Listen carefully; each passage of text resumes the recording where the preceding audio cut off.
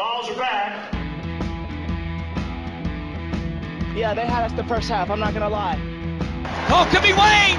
I think I got my swagger back. Oh! I love it, baby! Them orange britches. Something about them orange britches. Tennessee wins! Got it by Tennessee, Jawan Jennings.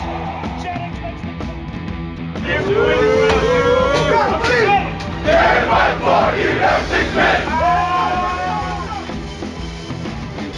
We just won a basketball game, and we're very happy right now. Sir, you found a way, okay? All right, now, what I tell you, okay? All right, this decade is going to be the decade of the Vols. You got it? Yes, sir! Reddit dit to do and welcome into More Important Issues. It is Sunday, December 13th.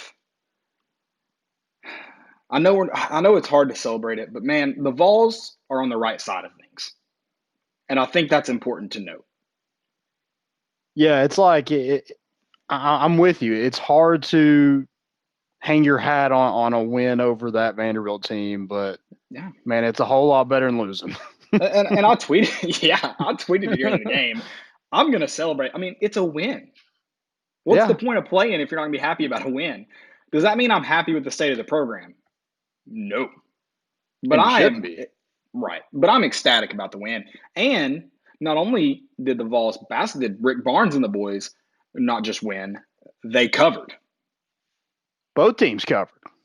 That's true. Both teams covered. Good teams win. Great teams cover. Again, the Vols are on the right side of things. They're winning. They're making, I know Landon bet on the Vols basketball game.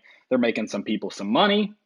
Again, listen, I'm not here to sugarcoat it. We know where the program's at. We know Tennessee should have beaten Vanderbilt, probably more convincingly from the first snap. But it's a heck of a lot better than losing. Yeah, it's definitely not a program changer by any means, but it's something that you can maybe at least build on to Texas A&M. Maybe it's not from a program perspective. I'm like, this game's going to help things. But for the players, it's got to be a boost of confidence.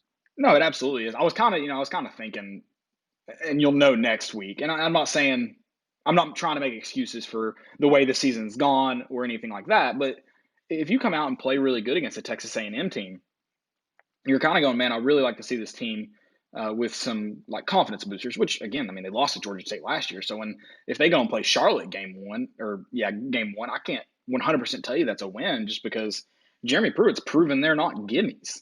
But if they go out and play against A&M, I'm going to be sitting here saying it would have been nice to see a confidence booster. Now, that doesn't change my stance on what I think the decision to let Jeremy Pruitt go. That doesn't change anything. I'm just saying it would have been nice to see it in a normal year because, yeah, you typically play a cupcake game to open. And you do get a little bit of confidence. If you play well, if your ones play well, you get young guys in, you get to see different looks. I don't think the staff would have handled it well. That's what everything that they've done this year tells me. The staff would not have handled that well, but I would have liked to, had the opportunity to try. Right. Yeah, I know a lot of people on Twitter just like, you saw the Auburn news today that they fired Gus Malzahn. They're like, what are we doing? And, I'm all like, do I think Jeremy Pruitt should be fired over the way he handled the quarterback situation single-handedly? Probably. But like, he's not been fired yet. So it's Right. like hard for me to just dwell on something that's probably not going to happen. Yeah, and that's a fair point. And I even saw, shout out to Trey Wallace, he mentioned it. We can't make, COVID and not making money is not going to keep these schools from not making the move to fire them. The buyout's not scaring teams. But the reason I was saying it the whole time that I just don't, is it not a bad look for teams? Tennessee begging for money, begging for you to keep your season tickets, begging you to pay for season tickets and not get them.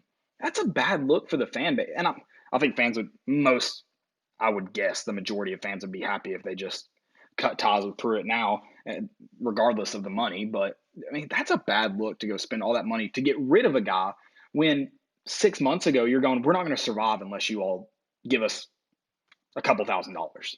Buy brick or whatever it was. Yeah. And so, I mean, it's just a bad look. I mean, oh, man, I hate it. I think it's a tough position for Philip Fulmer. I think he's got a lot of tough decisions to be made. I still think it doesn't happen because, I mean, Auburn, did they do it too close to an early signing day when I mean, nowadays, most kids are signing on early signing day. Whether they early enroll or not, you're seeing it. You've seen it a lot more over the last 2 years since the existence of that mid December date. That most kids are signing that day. It's rare to at least the best ones, and then you have a few that don't announce it until the All Star games. But you don't have All Star games this year, so does that impact where some of them make decisions?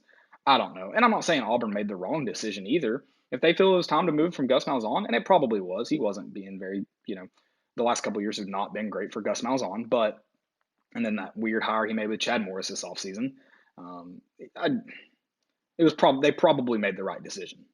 But it comes out of weird. It does come out of weird timing though, because it's after a win over Mississippi State. Yeah. Like it's, Mm-hmm. I can't like I know Tennessee. Like we have trouble just firing coaches in general when it's time, but I can't imagine Tennessee ever firing somebody after a win. So do they have somebody in the bag? I don't know. I mean, like you said, this close to signing day, you almost have to.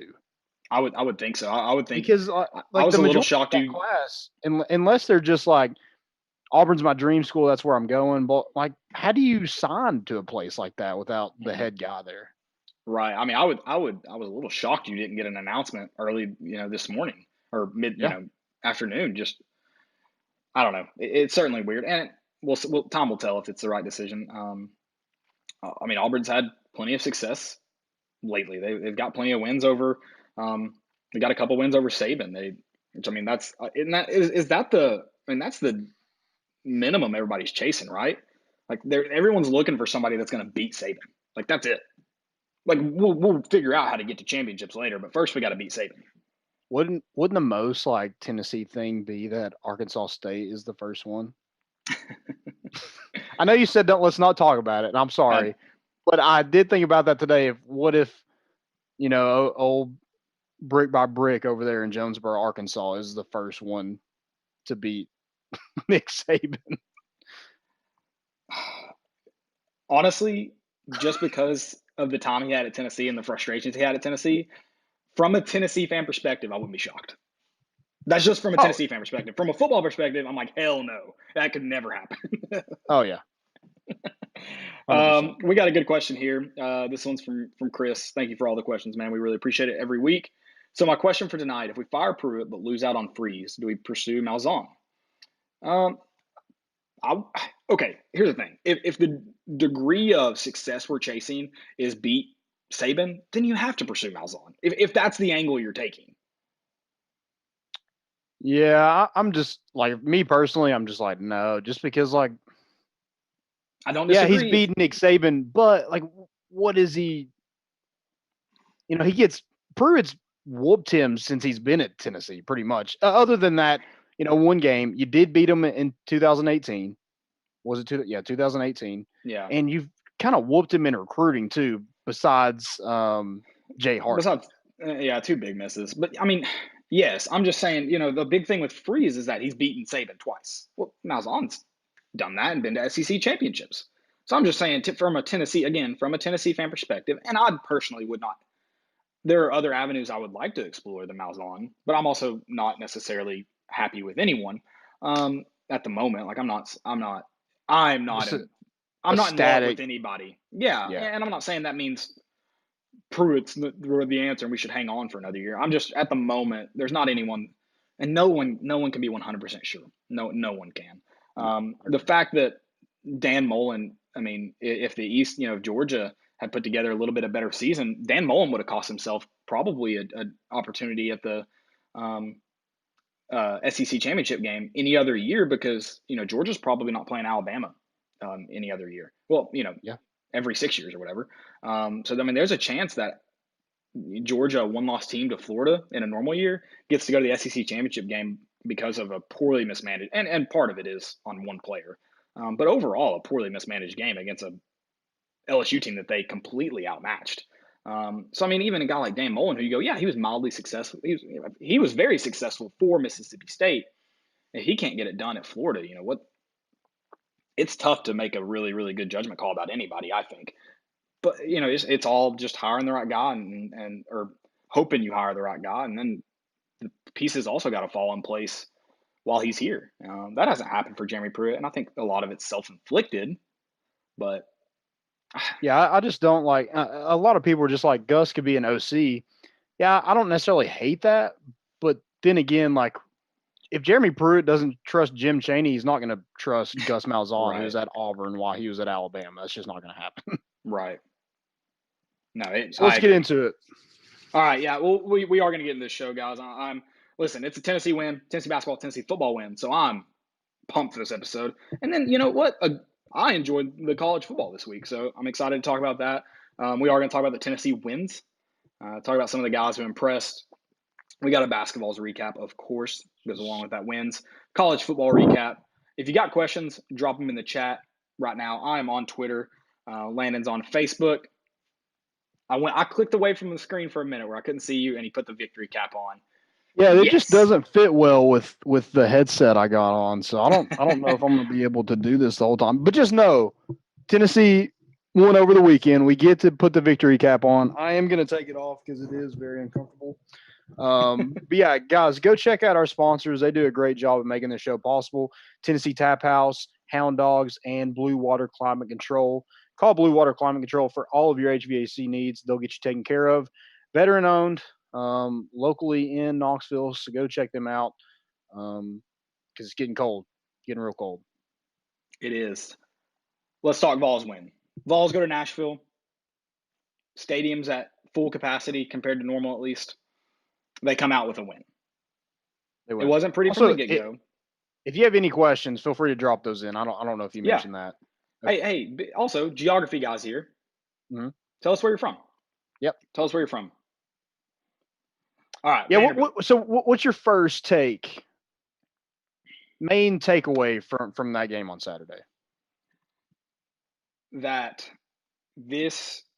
Okay. First off, again, I'm very happy about a win. So a win is a win is a win is a win. I've been a part of, I've coached, I've played in some of the ugliest wins of all time. But at the end of the day, they're wins. And they're better than better than the opposite.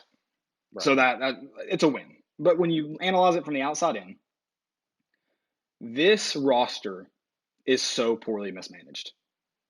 And you know what? Some of that may be due to COVID. And I'll get to it, so don't just outrage on me and go, well, everybody's dealing with COVID. I 100% agree. I think freshmen have not been given equal looks. And I think that's because the staff, for whatever reason, doesn't trust them. You recruited them, man. You thought they were SEC caliber players. Why have they not been given more opportunities? I don't get it. You have so many young guys not even playing. Yeah. Until yesterday. And I realize they're playing Vanderbilt. But some of the veteran guys didn't look great against Vanderbilt. But some of the younger guys looked pretty good. Yeah, you can't tell me by the 2 carries that D. Beckwith got. I know he's probably dealt with some injuries and like you said, COVID and stuff like that. But he should have seen the field way before yesterday. And if it's not a running back, the dude's an athlete. When you got guys like guys like that on your roster, you have to find ways to use them. It's that simple. He averaged 12 yards per carry. 12. I mean, Jabari Small, he looked good. Yeah. I mean, he's got a few carries this year. There's Key Lawrence looked good. Tamari McDonald played a lot. There's a lot. Cooper Mays played the whole game at center. I thought he looked as good as a first time playing. I mean, he's got a few plays at tight end, but as far as a first time offensive lineman in a game playing center, I thought he looked as good as you could have against Florida. Yeah, absolutely.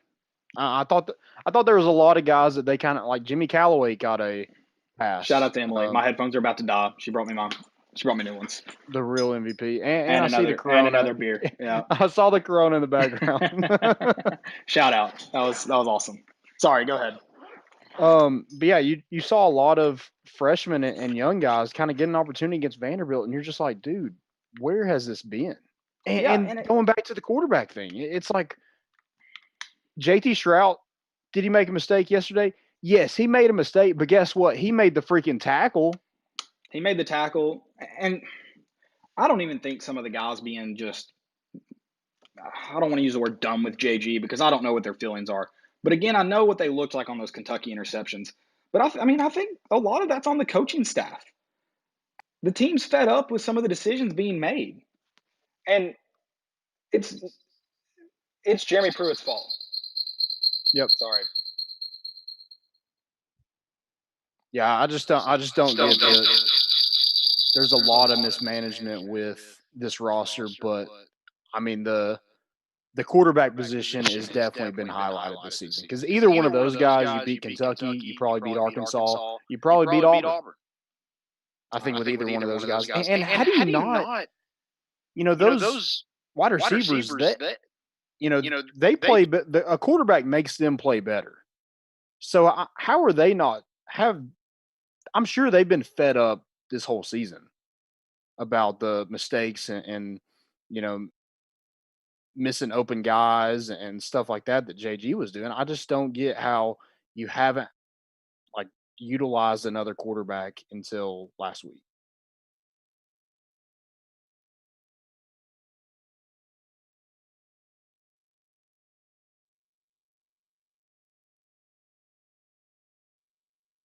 Yeah, I can hear you.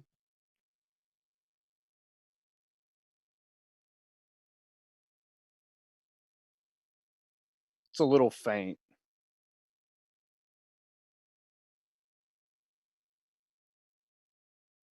Yeah. Yeah. So Kale's working on some audio issues real quick. Um, but yeah, the quarterback situation for me is just like, dude, how do you, I just don't get it. Yeah, Kevin, we hear or I can hear Caleb, but everybody else cannot hear Caleb. But I thought yesterday we threw some slants. It's kind of embarrassing to run trick plays, but I think the players had fun yesterday. Which I mean, they haven't quit up to this point. I'll give them that. They played hard, but it looks like yesterday the Bryce Thompson pick six, Jalen Hyatt slant to the house, Velas Jones the long touchdown he had. I just felt like the sideline was different. And maybe it was just because we're winning. Yeah, I'm sure that had a lot to do with it. But there would just seem to be, a different energy. And, I think a quarterback has a lot to do with that. I just don't, 3-7 is not good. But, I think if you would have went 3-7 with a different quarterback, I think the fans would be a lot better. But the fact that you didn't see a different quarterback up until the Florida game is unacceptable. They get you fixed. You still working on it? Okay. But yeah, I talk about the Bryce Thompson play. It's Tennessee just hasn't, the Henry Toto pick six. They just haven't got a lot of turnovers, and that was a huge part in that game. You're down 10-7, and then you punt, you go 3-and-out, and then they throw a pick six. You're up 14-10. They go 3-and-out, you go score a touchdown. It's 21-10. I mean, it's pretty much the game is in hand at that point. And that was a huge part of the Bryce Thompson, the one-handed, should be on ESPN, but probably won't because ESPN hates Tennessee. But I mean, what a freaking play by a guy that's made plays all year long. Bryce Thompson's been one of the most consistent players in the secondary, and that was a huge play. And I love Henry Toto getting the fake punt pass. He looked like a guy you're like, man, I kind of don't hate him on offense either. Maxon Brooks keeps throwing darts. I mean, he's like, yeah, if we're gonna have a quarterback competition, let me get in this. So I just like you said, it's just a mismanagement thing, and I think a lot of it is with the quarterback. I am kind of interested. I know this people probably don't want to hear this. And like Brock Hunter said, it is Vanderbilt. I agree. That Vanderbilt team is terrible. But I think that this was a team that was desperate for a win. And I think it comes at a time where, I mean, do I think they beat Texas A&M? Probably not. But wouldn't it be? Sorry, back? I think I've got my speaker working now. Okay, I had to go. good. I'm gonna have to charge these headphones one at a time. Thank you all for staying with me. Thanks, shout out to Landon for holding it down. Yeah, because Caleb's the talker. I'm not. I'm just the filler. So I was that like maybe kind of uncomfortable there. I was You got it. You got it. No, I agree with. I mean, it looked like they're having fun, and winning has a ton to do with that. You're absolutely right. But at the same time, it's like there are a bunch of guys playing. You gave more. I mean, and I'm not saying rotate everybody. Let them have fun. I mean, winning's part of the fun, but it was not. It was just nice to see the team you root for, the team you cheer for, get a chance to go out there and have fun. Again, I think this roster is mismanaged. I think there's guys that should be given opportunities.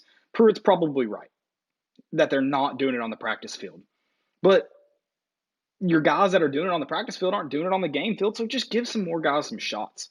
You got to find a way. Whether you're probably not coaching for your job this year to get fired in 2020, but you're definitely already coaching to keep your job after 2021. Yeah, I agree. And the way he handled the quarterback situation yesterday was also kind of weird. Yeah, it wasn't JG, and that's a positive. But when Harrison Bailey's 7 for 7, you don't take a guy out. I don't care if that was your plan all along. You don't do it. Right. How's the guy playing that well? And that turnover is frustrating. It was frustrating. But I think it wasn't a turnover. Yeah, his arm's going forward. I don't know how you missed that, but whatever. So unfortunately I had looked away, got busy right as it happened. They didn't even review it, did they? They did review it and confirmed. They confirmed it? Or maybe it was play stands. Okay, I was about to say maybe it was. And it sucks. Maybe it wasn't. I'm giving them the benefit of the doubt, and they're just a lot of morons. But it's SEC officiating, so you got to take it for what it is. Right, and you know what? That went against you, and a lot of times, thankfully Vanderbilt just didn't have a lot of talent yesterday, especially. But thankfully they weren't able to capitalize on the opportunity. But at least Tennessee didn't fold when things went against you yesterday. After the Stroud interception, they didn't fold. I mean, which I think we were up. I think we were pretty comfortable at that point, if I remember correctly. Overall, it was nice to see a win. I don't know how more. I can't complain about the Vanderbilt game. I do feel like I can complain about the last 6 games after watching the Vanderbilt game. And again, I know it's Vanderbilt, but you can't beat a team. You can't. I thought Jim Chaney called a pretty good game. Yeah. And I don't think calling a good game has that much. You can call bad games against bad teams. I didn't think it was super vanilla. And that trick play was, first off, the trick play I'm talking about is this one I'll never understand. You motion your quarterback out of the backfield. You get in a wildcat just to give the ball back to your quarterback. Yeah, it's kind of weird. So, yeah, I just don't get that. But again, when I'm complaining, it's not about the Vanderbilt game. It's about the past 6 weeks and how poorly the games, the roster, the things have been mismanaged.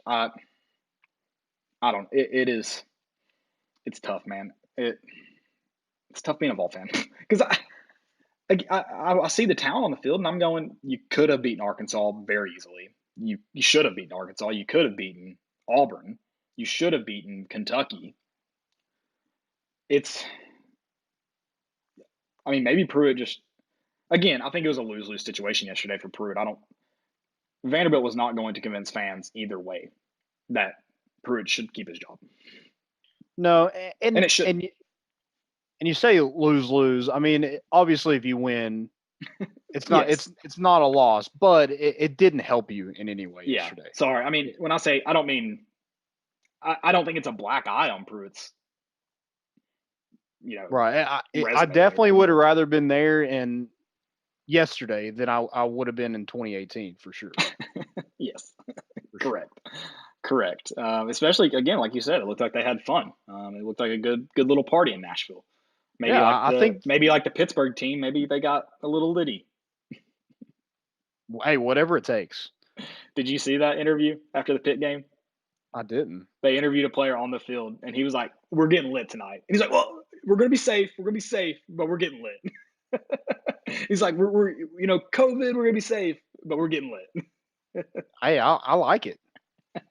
I mean, to be honest. I mean, You that's play the to thing. win the game. That's the thing with Pruitt, and we've talked about this. It's like, dude, people liked you because you spoke what you were trying to say. Like, you weren't trying to sugarcoat anything. You're just like, hey, I'm here to win. And it was when you tried to sugarcoat things is when people were just like, this guy is a moron.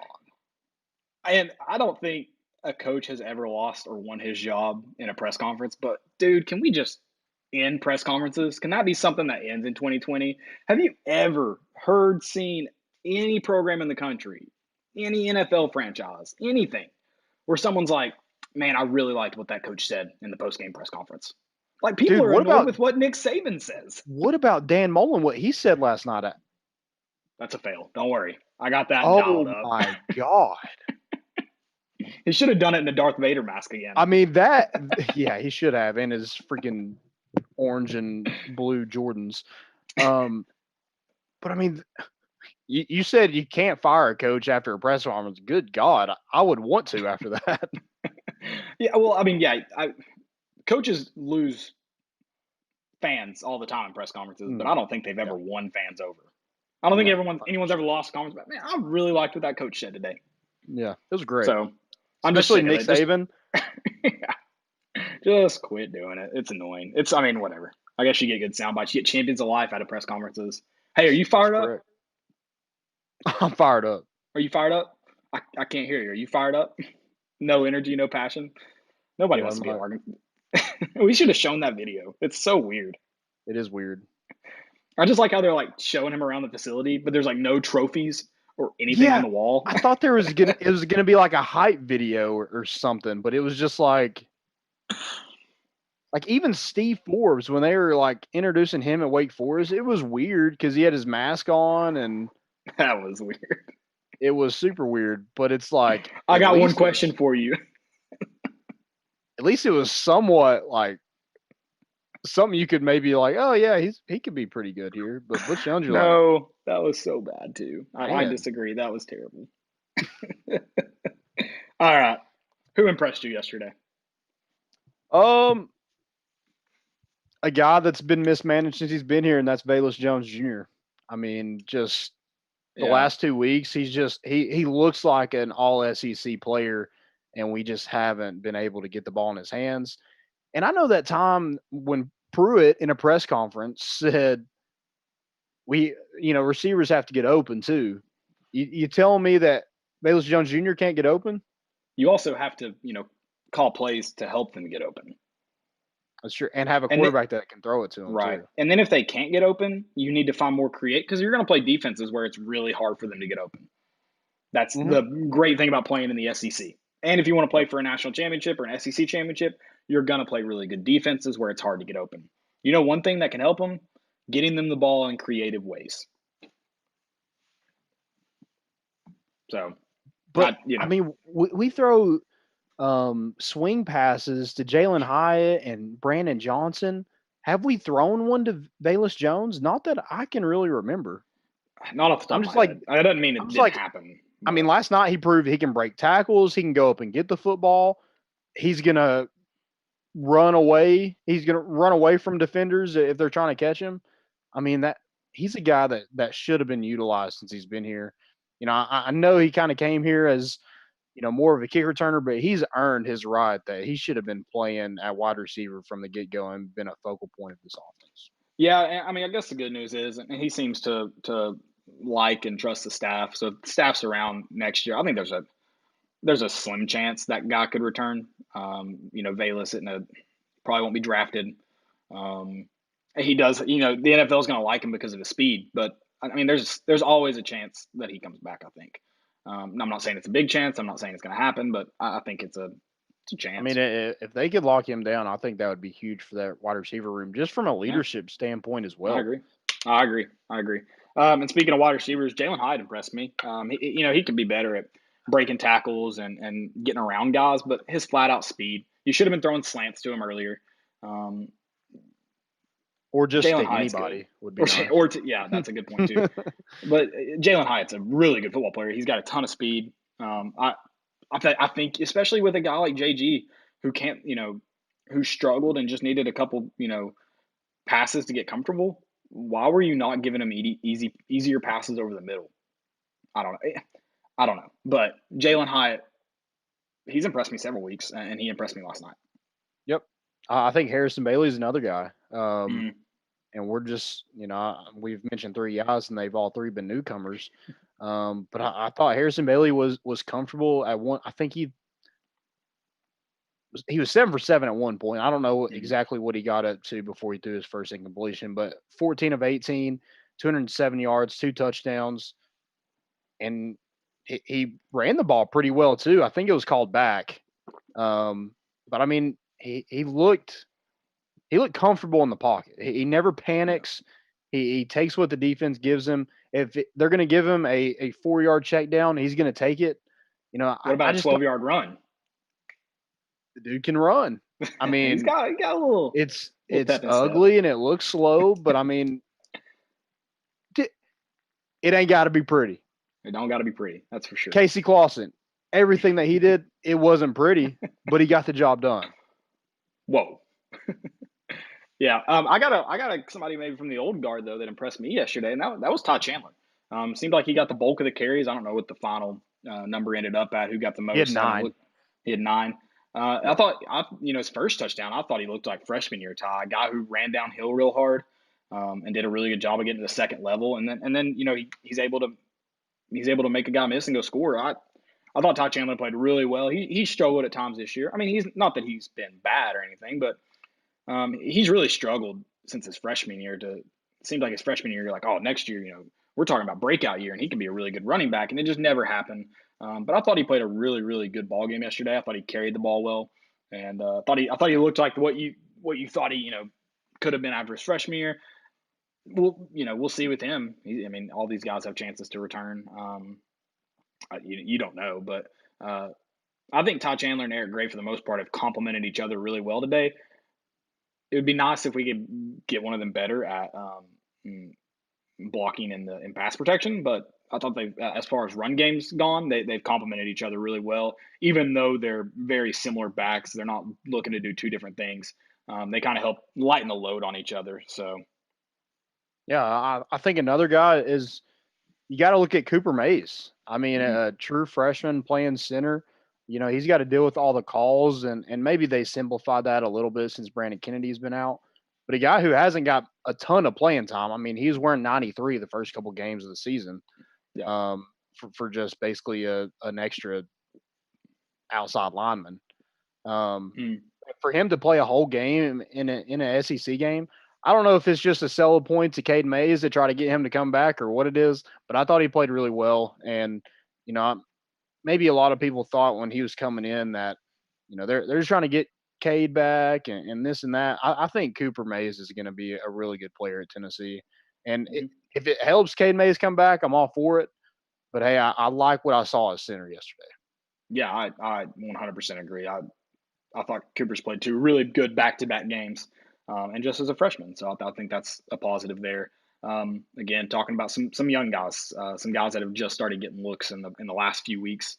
As far as and then the last guy, you didn't get to see a lot of them, so I'm not going to act like it's some grand thing. But D Beckwith looked good on the 2 carries he got. So yeah, I know the comparisons are all over the place with Jalen Hurd to Derrick Henry. Dude, I just want to see him on the field. I and he don't looked good care. when he did it. If he's Derrick Henry, great. If he's not, I just want to see him on the field. He's too good of an athlete to just have on your sideline. Give him a chance to not be Derrick Henry at least. Right? Yeah. Make him lose the job.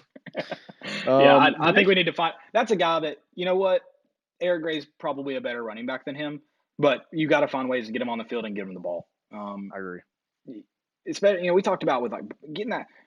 I know a lot of people didn't like that 3rd and 1, bringing Brian Maurer in. And I hear your argument, but man, we did something creative. We used talent on our bench, and we made the defense think. We had too much talent he gained 22 yards. You can't be mad at that. I'm just saying. Yeah, I get what you're saying, and if it doesn't work, then Yeah. you can have that argument of like, I don't like that. But if you gain 22 yards, shut your mouth. You can't say anything. Yeah, absolutely. I agree with that. Yeah, I'm glad to see Jim Chaney being creative. I'm glad to see him using the athletes. And you know what? About time. I don't think Brian Maurer is better than JT Trout or Harrison Bailey. So I'm not saying he should get a fair shot at the starting, but you've got him. And if you feel like you can use him in a creative way to catch the defense on their heels, why would you not? And I feel like that's probably a what? Something like that's probably a once every couple weeks thing. It's probably not a once a week thing. But use it when you get the opportunity to. And so I'm liking Jim Chaney that's not attached to a certain quarterback. And I've seen the reports that Jim Chaney's the one who chose a starter. Well, then he handcuffed himself because the playbook has looked very different with the two different quarterbacks that have played the majority of the snaps the last 2 weeks, and it's looked a lot better. Yep. It's amazing what a team can look like if you're not giving them points. Yeah, that too. That helps. Amazing. That Uh, absolutely helps. the next one for me is Henry Toto catches the pass for 31 yards from Paxton Brooks on a fake punt. The kid played running back in high school, and it wasn't like he was just at like a 3A school in Kentucky. He was at De La Salle, one of the best teams in the country in the Yeah, he's state an of athlete. California. Yeah, he's an athlete. I mean, he looks like he ran over somebody, broke a tackle, and went for 31 yards. I mean, he looked good with the ball in his hands. He looked great with the ball in his hands against South Carolina when he ran for a pick six. But I thought he looked really well. He had half a tackle for loss, 10 total tackles. I think he's looked a lot different, the past couple games. Yeah, and I'll chalk some of that up to confidence. He's not, and I'm not saying it's all his fault. Tennessee struggled at the linebacker position. And some of that's got to fall on Henry Toto. He's the middle linebacker. He's the guy he's the leader of that group. He's the leader of the defense. So some of that's got to fall on him. I'm not trying to place all the blame on him, but you got to think some of that confidence has been shot. Good to see him. I mean, he's always played consistently as an individual. Mhm. That's not the question. But his position group, his defense, the leader of that team, they've struggled. So that confidence has got to be stung a little bit, and it's been tough for anybody on that defense the last couple of weeks to make plays, game-changing plays for whatever reason. So it was nice to see him get a chance, even on special teams, get a game-changing play, and then the defense as a whole get a game-changing play. And Bryce Thompson played a pretty good game. I can only remember one play where I was really frustrated with him yesterday, and I thought it was a strange call defensively too. I'm not sure what was going on there, but again, I know you're gonna be shocked by the next part I'm gonna say. We struggled to cover the middle of the field. Yep, So, we but did, yeah, I, and I was impressed with Bryce Thompson, and then obviously impressed with that interception. yeah, he definitely like more turnovers against a team like Vanderbilt. But you had like 6 or 7 3 and outs. I think he got off the field. He, what was the final? I thought it was 10-7 at one point. They only scored 7 points after that. They scored 7 in the fourth quarter. You won the third quarter. I don't know what we had to do to finally win a third quarter, but we finally came out of the gate and scored a touchdown, so that was nice. Only won it 7-0, but hey, you won it the third quarter, which you haven't done all year long. Yep. Yeah, no, it was nice for sure. And then maybe not the last person defensively. The last one I can think of off the top of my head is Darrell Middleton. I thought he's played again 2 back-to-back weeks. I thought he's played well. He's been good in the run game. It's tough to really impact the pass defense from the middle. That's not a ton of your job, but I thought he's played really well. And he's done a decent job, probably one of the better jobs of getting some pressure on the quarterback. But I thought he's played really good in the run game, and he's already said he's coming back next year. So I'm excited to see him continue to progress. I thought he had a really good game against Vanderbilt. Yeah, I thought Matthew Butler had a really good game as well. He's just a guy. He had a sack and a tackle for loss and 7 total tackles. He's just a guy that has always been like he's Mr. Consistency. Mm.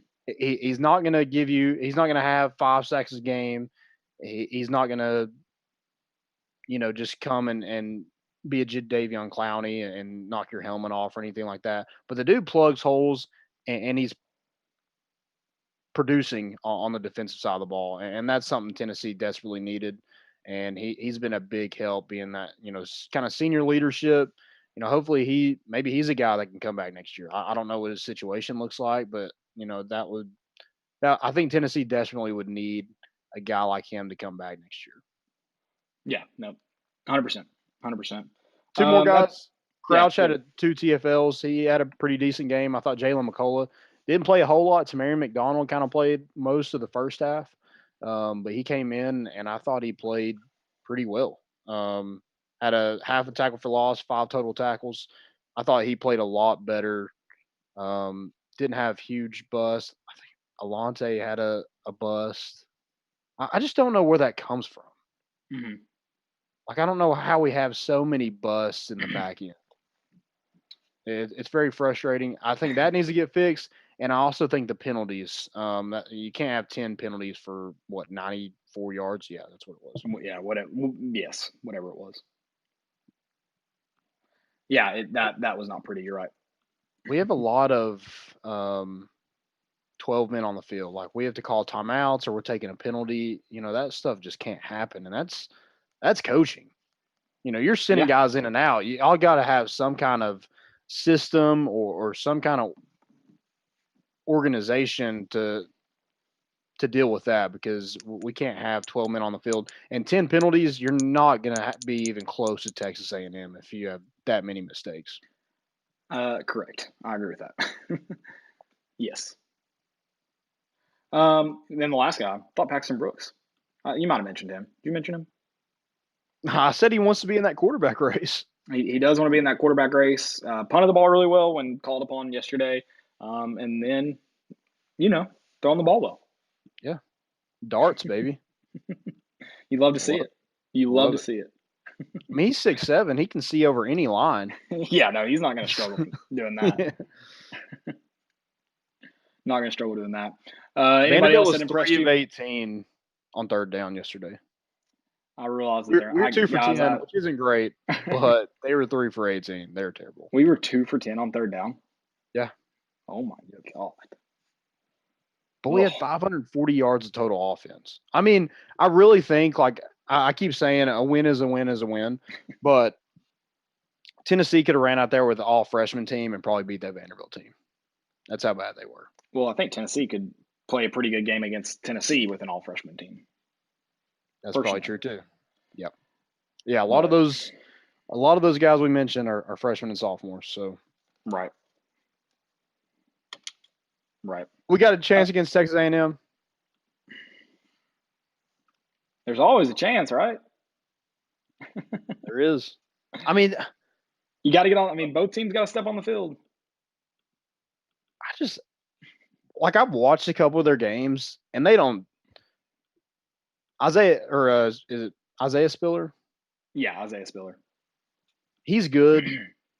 Kellen Mond is pretty good. I just don't I don't think they're when I watch them, I don't consider them a college football playoff team. I know they could make it somehow, some way, but I don't look at them as a top tier team like that. I really don't. Yeah, I mean, their defense has definitely kept them in. Well, I don't know. They've had a couple of high scoring affairs. I think I was more impressed when they finally kind of found their identity with Isaiah Spiller. I think that was during the Florida game. That's when they've kind of showed to impress me. They I would assume are going to want to beat the brakes off Tennessee to prove that they're a college football team, right? Yeah, I mean, you would think that, but then you also come in and you have the most to lose. I'm not trying to speak it into his existence. No, you should be. You're doing the right thing. Trying to speak it into existence. But I'm not going into this game being they're probably going to beat us by 50 points like an Alabama team. I just don't think. Yeah, I would agree with that. I mean, it's going to be interesting to see. This is going to be much tougher test for Harrison Bailey and I assume JT Shrout will both. I assume they'll be splitting the duties again. It's going to be a much tougher test than both Florida and Vanderbilt, obviously. So quarterback wise, do you roll with? Do you play both of them again, or do you just roll with somebody? I mean, I would prefer to see Jeremy Pruitt. Here's what kind of pisses me off about the whole QB situation. Seems like he's been so sure about the QB situation until now, and now it's like, oh, I want to play two guys. It doesn't make sense. So I'd really like Jeremy Yeah. Pruitt to, if you're gonna be wrong 100%. I guess is his. But pick a guy. I think both. I think both would be good options personally. And maybe you Both are rotate better him out. options than what Yes. you had. I agree with that.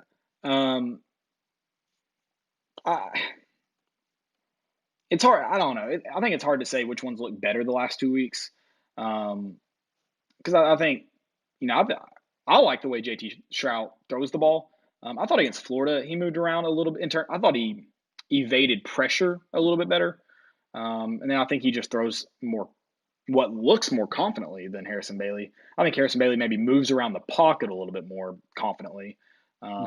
He doesn't escape quite as fast as Shrout does, but I think that helps Shrout avoid sacks. So, it definitely has its positives. I don't know who the right answer is, but I think both would be fine. And I kind of like to see him make a tough decision and pick a guy and go with him and see if it works. Here's the thing. I don't know, maybe you don't think you're killing their confidence by going, hey, we're going to rotate guys. I don't know, man. It's so weird. I don't have a good answer. It's so weird. Yeah, I don't understand. Like, you roll with JG, you roll with JG, and you roll with JG. And then there comes a point where you're just like switching to other guys. And then you're sprinkling in Maurer a little bit too. So you just like, Right. he's completely off the table, but he was your Mhm. number one guy for so many weeks. Yeah, it's weird.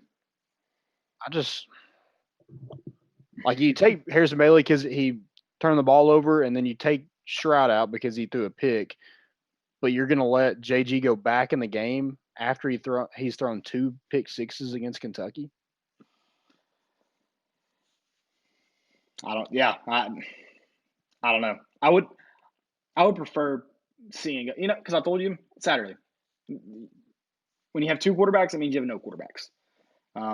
You won a game, I guess, playing two, but you should have won that game. You could have played no quarterbacks and you should have won that game. Yeah. So I don't. I'd really like to see us go with one. We'll see if it happens. I don't know. I agree. I think if I'm picking today, it's probably Harrison Bailey, just because I think he played better against Vanderbilt. But you could argue last week that Shroud played better. So, And a lot of people will say that's garbage time. I don't know. I think JT Shroud is probably I think the arm talent is far and above probably better than Harrison Bailey. Yeah. But like, the throwing off your back foot in coverage.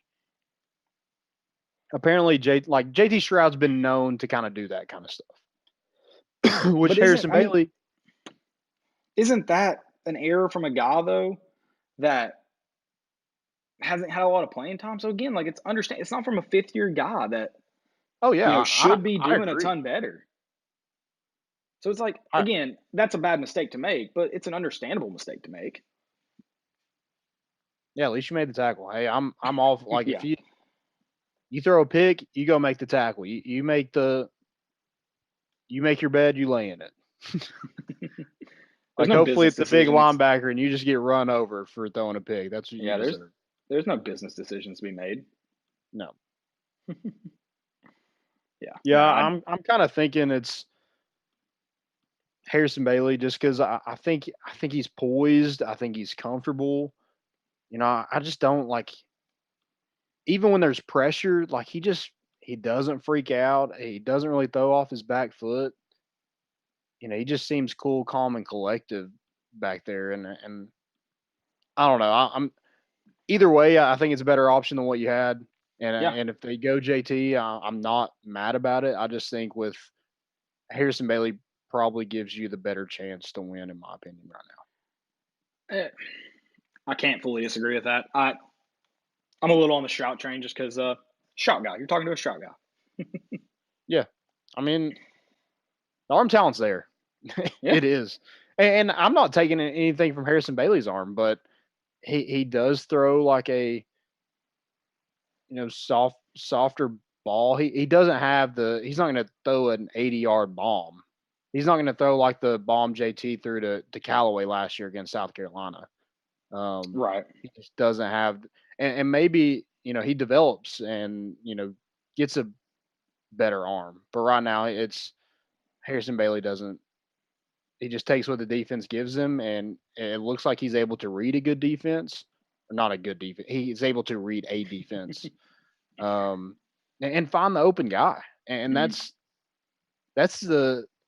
what being a quarterback is. Yeah, it's to get you to the NFL. You're going to need that arm talent, and a lot more, good decision making, things like that.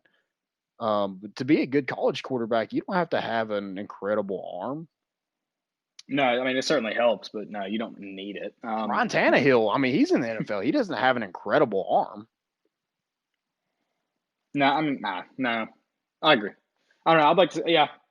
I mean, I would like to see Pruitt stick with one, but I think either one would be at this point, everything we've seen, I think either one would be a good decision to get the start, and I would assume all of the snaps against Texas A&M.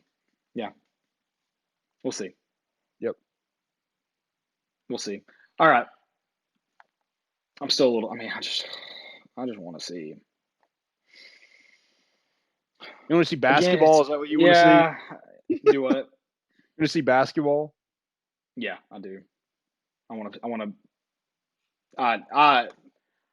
You want Tennessee to be better. Yeah, well, yeah, and again, I 100% understand why we're not happy about we're not like, the Vanderbilt win doesn't change much for us. But dude, it's a win, but at the same time, it's like, man, it doesn't make me feel better. So it's a tough spot. Tennessee fans are in a tough spot right now. 100%. Because I mean, you don't keep a guy for a recruiting class, and maybe that's what Auburn's doing. They're just like, we gotta cut ties. It's not working out, and I don't necessarily disagree with that. No, Jeremy Pruitt said himself that's the best way to do it. Yep. But I think this is a little close to.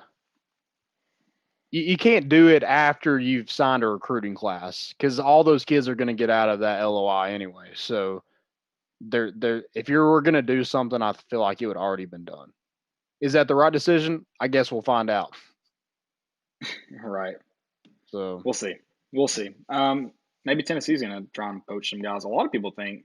Well, if you beat Texas A&M, then what do you say after that? As of right, even if you beat Texas A&M, as of right now, everything I know, Jeremy Pruitt is still not the guy. Oh, I agree, but I think you put it up for debate. At like some fans are going to be like, I mean, he beat Texas A&M, so some will do it. You're absolutely right. See, I do want to see, and it's not just because I want Jeremy Pruitt to be here, because I really don't at this point. Oh, we got 2 Calebs coming in. Yeah, we do. I would like to see what this team looks like with a different quarterback this whole season,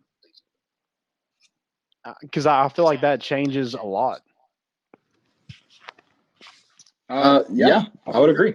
Let's see if we can. I'm gonna have to work on some audio again, Landon. So why don't you carry us into basketball? Okay, basketball, baby. We're back in. We're 2-0. The defense is elite.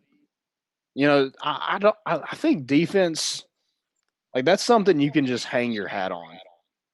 Like, that's something that can carry you into March, into April. It's deep because it's all effort at that point. Defense is effort. And, Tennessee plays with a lot of intensity on that side of the ball. Even the freshmen have really bought in on defense, which you don't see a lot of that with freshmen. I mean, look at Kentucky right now. You just don't see a ton of freshmen just really buying into the defensive side of the ball, especially when they're here to be one and done and go to the NBA, which the NBA isn't a defensive league either. So for them to really buy into that, I think it's huge for this program, and the offense is going to come. I really believe that. Fulkerson kind of struggled from the field yesterday. He was 4 for 11. And Asicki was 0 for 4. Kumar was 0 for 1. Josiah Jordan-James 1 for 5. Victor Bailey was 3 for 9. So no one had just a great day from the field.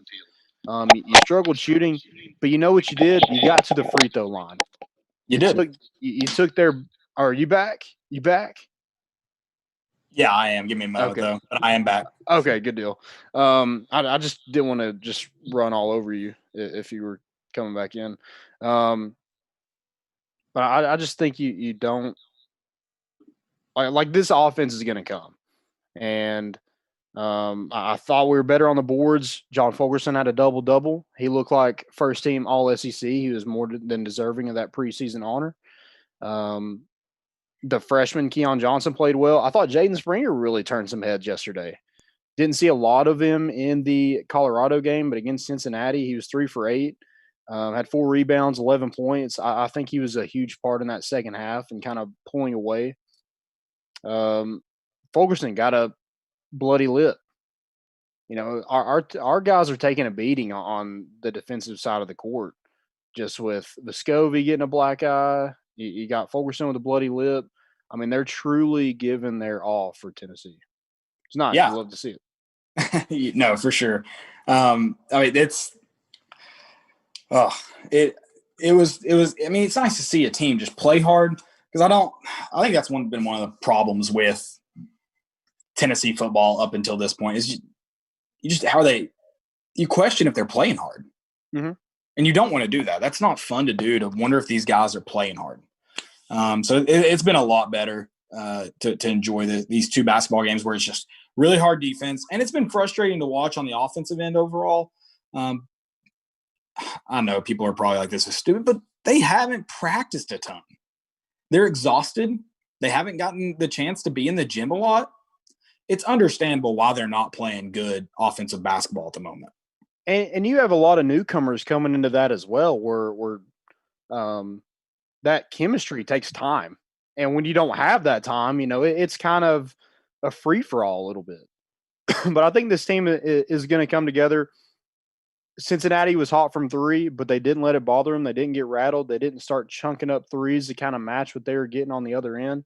They just got to the free throw line. They took out Vogt, that big 7-footer, only got to play 16 minutes because he was in foul trouble the entire time. Mm-hmm. Keith Williams was one of their best players. He was in foul trouble as well, and so he only played 16 minutes and only had 6 points. So kind of took their best players out of the game. They had some, you know, Davenport stepped up and was 4 for 7 from the 3-point line, but you got to the free throw line, and I need to look up exactly how many free throws we had because the margin was insane. They were 4 for 7. We were 25 for 30. So that's good to that get double bonus early. Yeah, they did, especially in the second half. Holy crap! I mean, you attack their bigs. I really like to see that on the offensive end. Now, what's his name? Vogue is an idiot, right? I mean, both of the charge fouls and then the one that got him eventually his 5th were moronic. Very dumb. Lower your shoulder and run into somebody. Both times. Like, dude, no, you have 4 fouls. That also. The last one was bad. But I mean, you still, you know, you went after their bigs and you made them foul you. I like that a lot. I like that Tennessee didn't really like waver on their runs, you know, because Cincinnati would make a couple runs, but Tennessee stayed strong, didn't freak out. You start the second half. Cincinnati goes on a 6-0 run to tie it up. And then Tennessee gets right back to what they were doing and goes on a 6-0 run on their own to respond. And I think that's big. And it starts with the way Tennessee's playing defense. Their defense is going to carry them. You just got to hope the offense clicks. You know, you got some pretty good offensive players. You're talking about, I mean, Vescovi, you know he can shoot the ball. You know he can drive and penetrate really well and get guys open and then find them. I really like the way Jaden Springer drives the ball. I think he goes to the hole hard. I would like to see him be a little bit more sound in his decision-making, but he's a freshman. You know, he hadn't gotten a ton of time with his team. He hadn't gotten any SEC ball yet. I mean, I think he's gonna look really good. Keon Johnson, I think he plays really, really creatively. I like the way he's willing to go to the hole too. But I also like how if he has any space, he'll pull up and shoot. I love that. I love that in the way he plays. But I like the way that I think this team's got plenty of offense. Victor Bailey, he is a ready to shoot guy. His hands are always ready, and he'll pull that trigger very fast. Hopefully he'll get hot. And he'll be shooting really well soon. We'll see about that. And then we need you need shots to fall for John Fulkerson and Eves Pons. Eves Pons looked really good in that turnaround game yesterday, but we talked about it maybe sometimes a little early in the shot clock.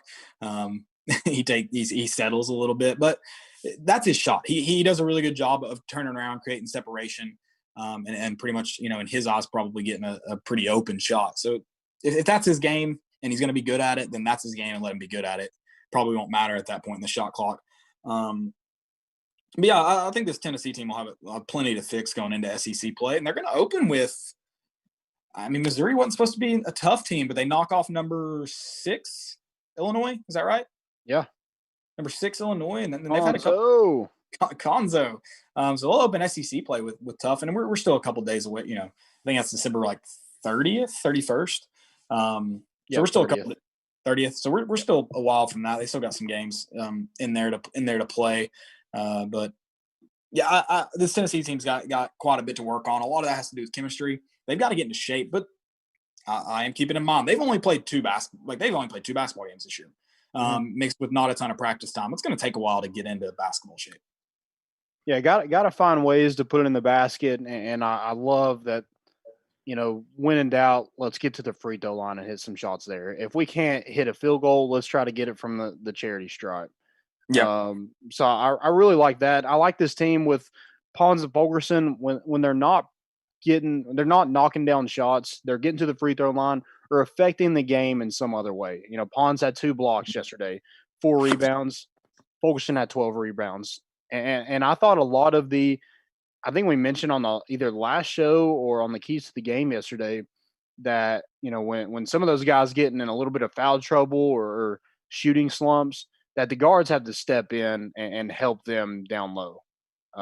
Especially with bigger teams, they're going to have to kind of help with crashing the boards. And I thought they did that yesterday. Vescovi had 5 rebounds. Josiah Jordan-James had 4. Keon Johnson had 6, and Jaden Springer had 4. So, those guys did a heck of a job of EJ Anasicki didn't play a lot in the first half because it was kind of a black hole. And, when you do something to really piss off Rick Barnes, he's going to take you out for a while. And that's what happened. And he came in, and guess what? He passed the ball. So I'm all for it. I love it. Yeah, I like the way EJ Anasicki plays. He can be better on the offensive end, but I like the way he plays. You mentioned that guard play and how the guard play is kind of elevated Tennessee's team as a whole. That guard play is what will win you big games. It's all, you need big men, but good guard play is what will carry you, especially, late in those games and in stretches of games. And your guard play should be really, really good this season. It should be deep, and that's going to be exciting to see. It's going to be fun to watch that especially with the way they're playing right now. I don't think it points to any reason that they won't rotate fine. I mean, you have Josiah Jordan-James, Victor Bailey Jr., Santiago Vescovi, Jaden Springer, Keon Johnson. You rotate those guys. They all looked like they would be great starting options. Yeah, and we're rotating. Tennessee's rotating them. So I'm it's going to be fun watch these guards go throughout the season. We'll see. Tennessee's back in action on Tuesday, December 15th against App State. They are 4-1 on the year. Let's look at their past schedule. Beat Charlotte 61-57. North Carolina Wesleyan beat them 81-57. South Carolina State, they beat by 20. They beat Carver. I don't know where that's at. They beat them 105-23. They lost to Bowling Green by 2 in overtime, 78-76. So decent component. 4-1. Yep. 4-1. Oh, I thought you said they lost to somebody. Okay. I misunderstood. Yep. Misunderstood. Apologies. And then there'll be action on Friday as well against Tech. Tech's 0-6 on the year, so not great. Be a good confidence booster, hopefully. Yeah, and then you have St. Joseph's on Monday, the 21st. They're 0-2, and then you have SC Upstate. They're 0-6 on Wednesday, the 23rd. So, yeah, App State, and then you got a bunch of teams who are looking for a win. Yeah, and none of them should get them against Tennessee, but you got to play the game. It's like we talked about. You asked me about the football team versus A&M, what that could look like. You got to play the game. starts off as a 50% chance, right? Yeah, 0-0. So, no, there was plenty to fix in the Cincinnati game for sure. But again, a win is a win. And you covered.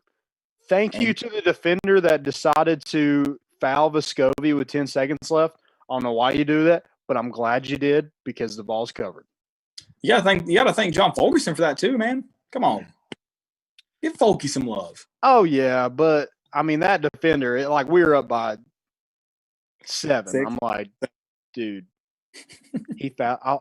And the ref wouldn't call it. He was like hugging him. I'm like, call it. That ref had the had Cincy covered. Yeah, he was like, man, I'm getting paid by the hour. This is they're getting paid by the hour. Yeah, he was getting salaries, so he wasn't getting paid by the hour. He was trying to get the hell out of there. Right. Yeah, it'll. I'm ready to start SEC play because Tennessee won't play anybody big before SEC. I'm ready to start SEC play. I'm ready to see this team compete in tough weeks. I think they have all the talent to do it. It'll be interesting to see how they handle 2 SEC games in a week because you do have young guys that are going to get a lot of minutes. Just about every reporter that was at the game yesterday mentioned how hard Tennessee not only plays defensively, but how hard the team tries defensively. Like the team's on their feet when Tennessee's on the defensive end, screaming and helping each other out. Yeah, Urosh has a lot of body to kind of move around, but man, he's up and running on the sidelines, and I love it. He is, dude. He's working his tail off on the sideline. I appreciate it. Absolutely. Absolutely. Hey, get your cardio in. If you're not going to go in the game, get your cardio in somehow. Absolutely. Every team can use more locker room guys. Yeah. Oh, yeah. Absolutely. And another thing, Tennessee got beat by Cincinnati last year. So nice to, which Tennessee was struggling at that point last year, but it's nice to see. Revenge. Nice to see a little revenge. Yeah, nice to see a little revenge. Always. Anything else for basketball? That's all I got, man. I'm excited for this team. I really am. Yeah. And another thing too, Kennedy Chandler has had a highlight tape for the last 3 weeks that has made its rounds on Twitter, not just Vol Twitter, but basketball Twitter. Yeah, he's pretty good. He's okay. Yeah, I don't want to blow it out of proportion here. Okay? Right. Yeah, he's okay. He's going to be a point guard that, I mean, Tennessee's had some decent point guards come through here. Jordan Bone. I'm trying to think of some other ones. DJ Watson, yep, that was another one. But I mean, he's got to be the biggest point guard, the highest rated. He definitely is the highest rated, but he's got to be the most hype point guard Tennessee's ever had. I would guess that's right. I don't know for sure, but I would guess that's right. So we'll see. All right. Nothing else for. What if he was on this team though? I mean. Could you we have the best guards in the country, and you could probably argue in the SEC right now. I mean, if you have Kennedy Chandler, you're the best guards in the country. There's no doubt. Yeah, I would probably so. I mean, it's probably up for debate at this moment whether Tennessee has the best guards. So yeah, at least maybe not the best starting. That's may not be true. I mean, when you look at your bench, they got a lot of help there. And it's good help. It's not just stuff that's there. So yep. It's not guys that have to play. It's guys that you want to find ways to get them in the rotation. Tony Harris said Tony Harris. Sorry. Kevin Bear said Tony Harris. Yeah, that's another one. Agreed. Yes. Okay. Let's go to college football recap. Let's do it, guys. I'm not saying I hope you took the locks this week, but I hope you've been taking my locks the last 5 weeks. I know we just went 2-2, but I think that's my worst week on hand. No, I had another bad week. I hope you've been taking them. No, that's my worst week. I went 2-2 2 weeks ago too. So yeah, since I've been doing it, it's my fault. It's not your fault. I went 3-1 last week. I went 3-1. I want that 4-0, baby. I want that clean sweep like the Vols did this weekend. I haven't gone 4-0 yet. I've gone 3-0 twice. I haven't gone 4-0 yet. Sorry. I'm trying to get that that Tennessee baseball streak going where we just there's no losing in sight. That's what I want. Exactly. That's what I expect from you, Caleb. All right, let's see. Well, we ended this week 1-0, so we can we're 1-0 going into this week, next week. We're 1-0 going into next week, so we can get that started. We'll start there. Coastal Carolina squeaking out a win. Hey,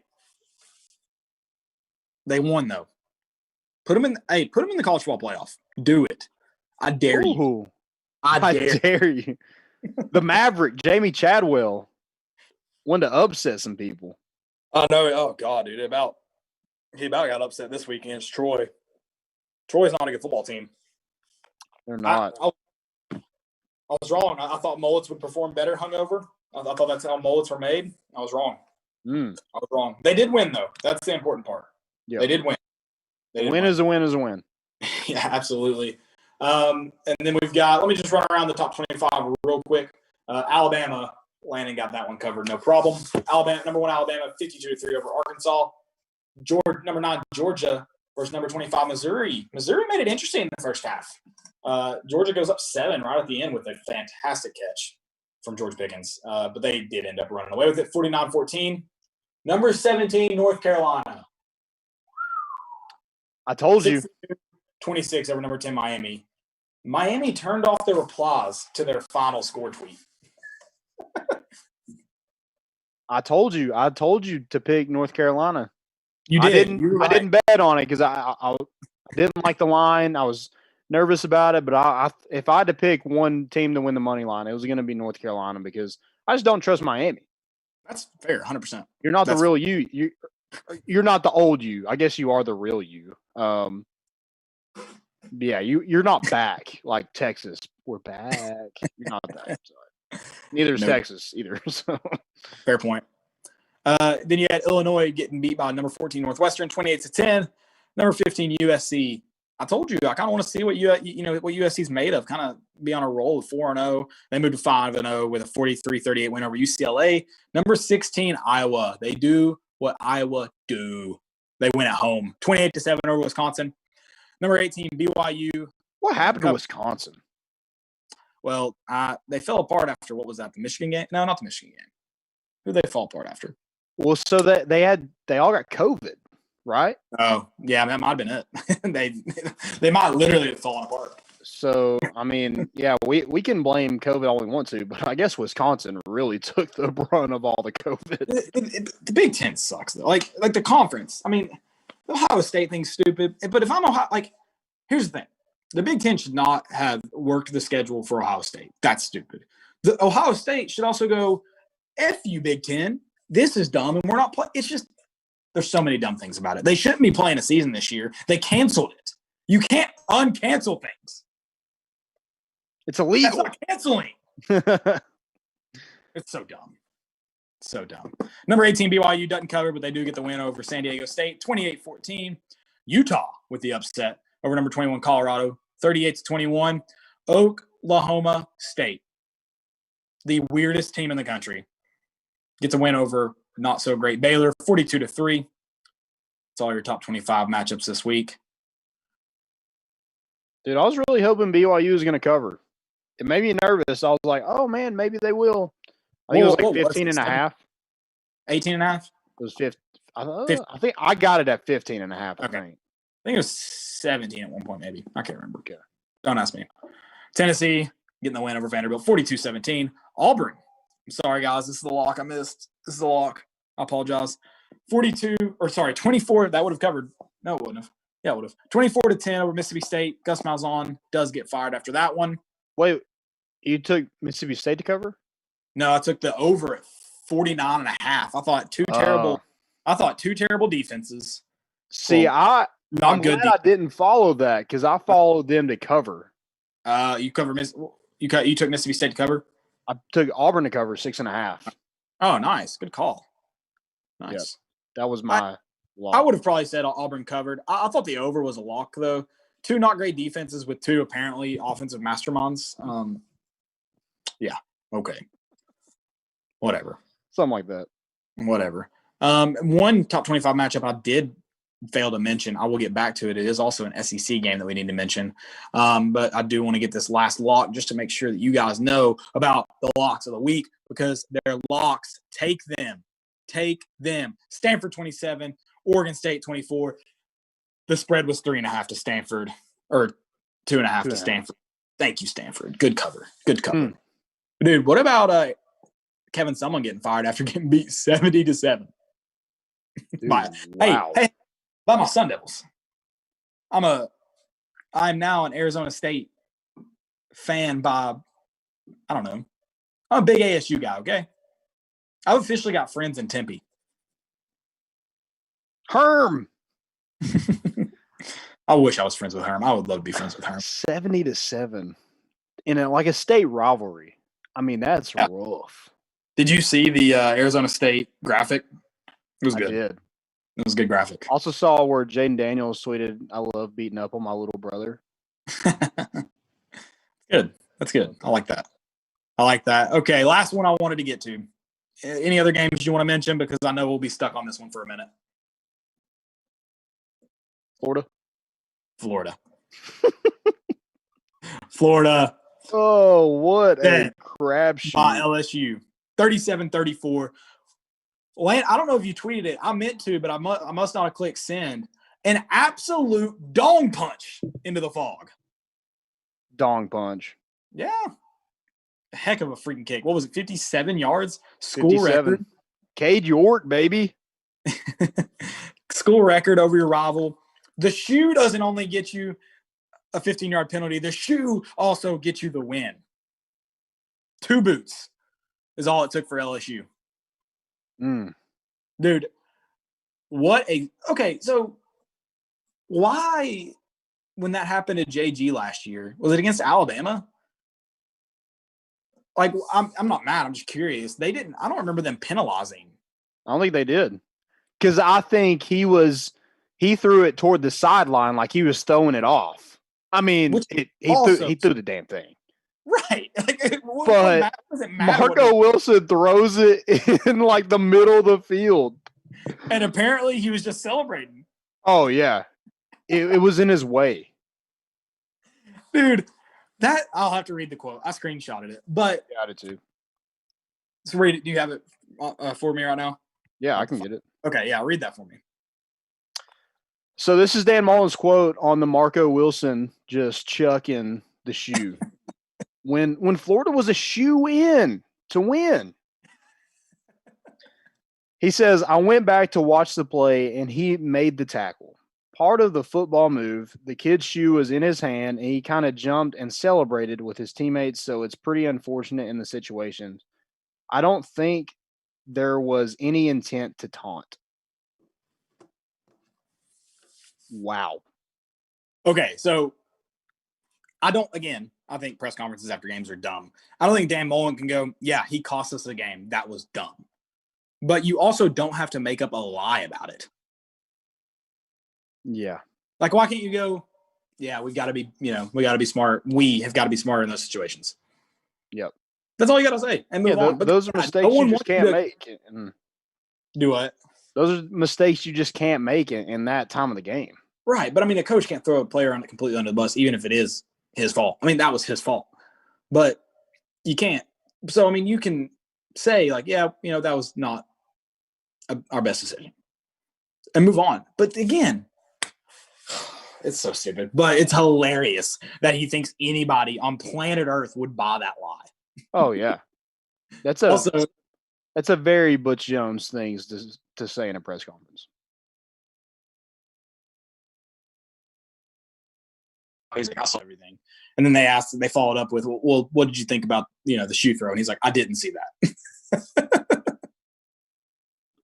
I love it. I think it's hilarious. I mean, yeah, they're going to play in the SEC championship anyway. But, man, what, yeah, you weren't going to beat Alabama. But you cost yourself a chance to be in the college football playoff. Right. I mean, what are you really yeah, you're playing for SEC title, I guess, next week. But what are you really playing for? Your goal is kind of just let down at this point. Yeah, I mean it's not fun to have a chance to play in the college football playoff. If you beat LSU one game away, that if you beat Alabama, you're in. It's that simple. And yeah, you probably we know the likelihood of it, but from a player perspective, at one point you would have been one game away, and now you're out. So and what is like? I think it goes to show like how good Kyle Pitts is as well. Just didn't play. Yeah, so, I mean that's a huge miss, but a team that you still should have probably beat without him anyway. I mean, they were starting not only a freshman quarterback, true freshman quarterback, but also it was his first start. Yeah, and he did. I mean, he did have. I wasn't crazy impressed with him. After the game, I wasn't going, man, he played fantastic. But he threw for 300 and something yards and 3 touchdowns. So I was shocked at the stat line. He had 239 and 3 touchdowns. 239. Okay. Yeah. And I thought he played good enough to win the game. But after the game, I wasn't like, whoa, that dude played fantastic. I thought LSU's defense just played really, really good. And then offense made plays when they had to. Yeah. Yeah, I just want to talk. Just a wild game. Do what? Just a wild game. I love that they can play that game any time of the year, September, October, November, December, and it's going to be shitty weather. And somebody's getting let down, whether it's Tennessee getting let down of the result or Florida, somebody's getting let down. And man, I'm glad it was Florida yesterday. I'm really glad. Nice.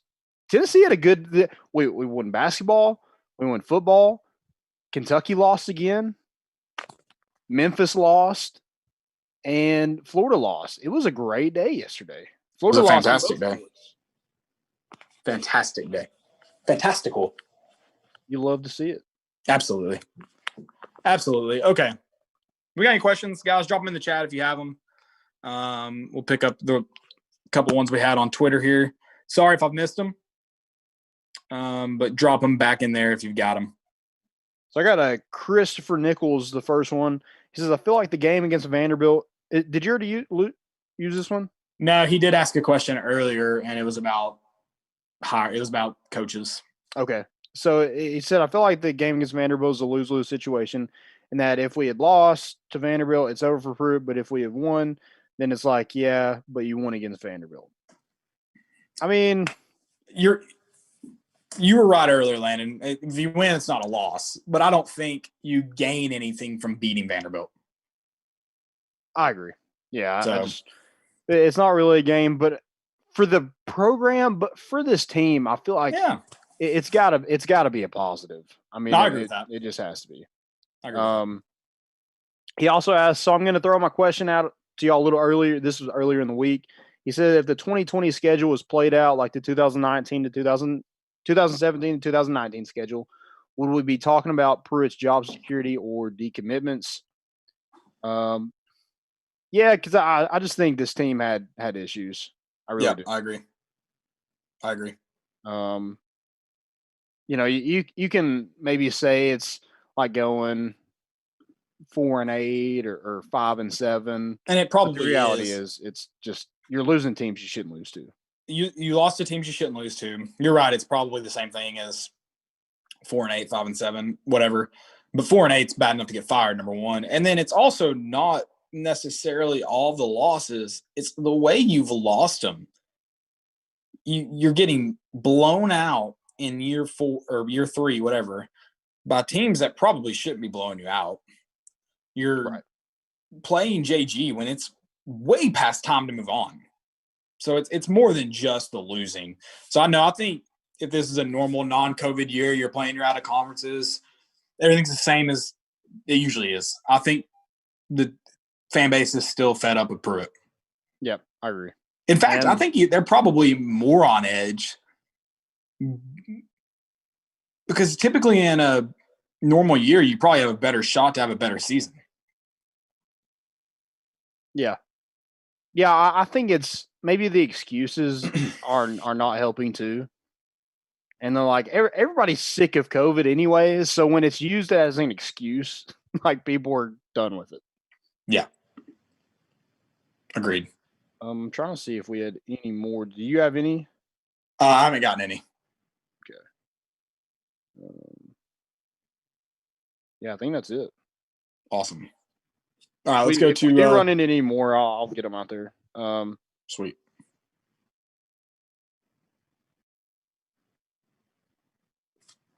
We go most important. Let's go most important. Let's do it. My first one. Jalen Hurts getting his first start and beating the Saints. They did end up winning. Yeah. Good for them. I think that might have lost me one bet, but still, good for it lost me a bet too, but hey. I had they a won parlay. 24-21. I had a parlay though. Hey, shout out to Grit. I want to read off to you this very sad anytime touchdown parlay. 14-team parlay. As of right now, the only people left to score to hit a plus 316. No, I don't know what it is. It would have paid out $94,000 for me. Stephon Diggs and Nick Chubb are the only ones left to score, but it won't matter because DeAndre Hopkins and Phillip Lindsay didn't score. And they didn't give you a cash out option? Nope. But here, I'll see if you can see it. Like, it's not going to be. Because DeAndre Hopkins had like 150 yards receiving and didn't score. God, dude. I'm sorry if you didn't know that. I probably maybe shouldn't have. It's okay. We were at that wedding, so I wasn't watching, which is probably for the better. So, whatever. It's all right. I won a teaser parlay today, so I'm happy. It's good. I'm happy. And we won. Derrick Henry won us. Yes, he did. You're right. He made sure of this one. He didn't. It was never in doubt. For sure. I had the Arizona. I'm not going to be able to pull it up. I'll see if y'all can see it. It's a kitty cat reaching for the trophy I guess they play for.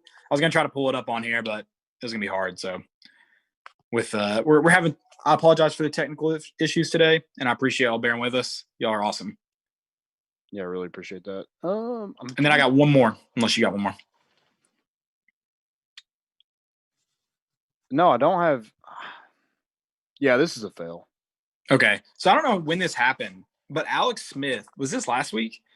To get Washington time to get their field goal unit on the field for a 49-yard field goal, there were 8 seconds left when the ball stopped. I think he got sacked, and he ran off the field with the ball to create a delay, like a official delay, because they couldn't get a ball in, and it allowed Tom to get the field goal unit on the field. They made the field goal to end the half. That's great. Genius. Dude, the Washington football team is pretty good. I mean, how mad is – not Pittsburgh? mad, I guess. Because, I mean, it's – I don't know. What about what Mike Tomlin said to Chase Young? What do you say? He's like, I'd love to have a player like you, but I have to lose 12 games a year to get you. That's true. That's a good point. Hey, I like that. That's funny. I loved it. Yeah, I like that when a coach is saying something like that, other than like when the coach is like, yeah, you're not Megatron yet. Like, right. But apparently that wasn't true. Oh, wait, no, that is what he said. He was like, you're not Megatron yet. And yeah. DK apparently was like, you'll never be Megatron, is what he accused him of saying. Right. And then the Bears, 36-7, man, putting up offense. It was 30-7 at halftime. Good for the Bears, dude. Was Chase Daniel playing? Who does he play for now? I think that is it the Eagles? Maybe the Eagles. Someone said Chase Daniel sighting. Yeah, I don't know exactly who he plays for. Gotcha. It's probably just like a terrible team. Probably. And then I've got a fail. It's Dan Mullen. He's an idiot. And Marco Wilson is an idiot too. Yes, but Dan Mullen for trying to lie his way out of like not being that bad, but it was terrible. Yeah, it was. So, any more fails? Yeah, Kansas State last week lost to a Division II team. A Division II team, Fort Hays State, by 13. Fort Hays was in last place in their conference, and they were 1-0 against D1 opponents and 0-3 against D2 opponents. And they didn't have their head coach or their associate head coach due to COVID. So they were going with like a first or second year assistant coach. Yeah. Also, somebody said, like the first reply to this tweet that I screenshot said, also Fort Hays isn't even a state. Correct. That is correct. I love that. That's a great reply. That is That's funny. A great reply. That is. I like that. Well, guys, I don't have any more fails. Do you, Landon? No, I do have most important. Barstool Georgia Tech had a great tweet, and I just want to read it because it's making fun of Georgia. So Barstool Georgia says, "Tell us you went to Georgia without saying you went to Georgia." And Barstool Georgia Tech says, "I bark at children." Nice. That was good. That's great. Yeah, that was good. That's all I got. That. Guys, I want to appreciate you guys again. Sorry for the technical difficulties tonight. Appreciate y'all bearing with us. Landon holding it down by himself for a little while I get the microphone figured out. Shout out. Yeah, don't like that. I was kind of I felt like I was sinking. I thought you did a great job. Hold my head above water for as long as I could. So I'm glad you're back. Hopefully we'll be back. You were the jack keeping me afloat on the door. Oh, okay. Yeah. I'm glad I didn't crash. We didn't crash and burn. It's great. No. Hopefully we're back to full health, I guess. Yeah. Full health. This week. I guess we'll be on Wednesday morning. It's weird. I was going to say Wednesday night, but we're not doing that anymore. So that's all we got, guys. Thanks for tuning in. We're bringing the boat in, and we out.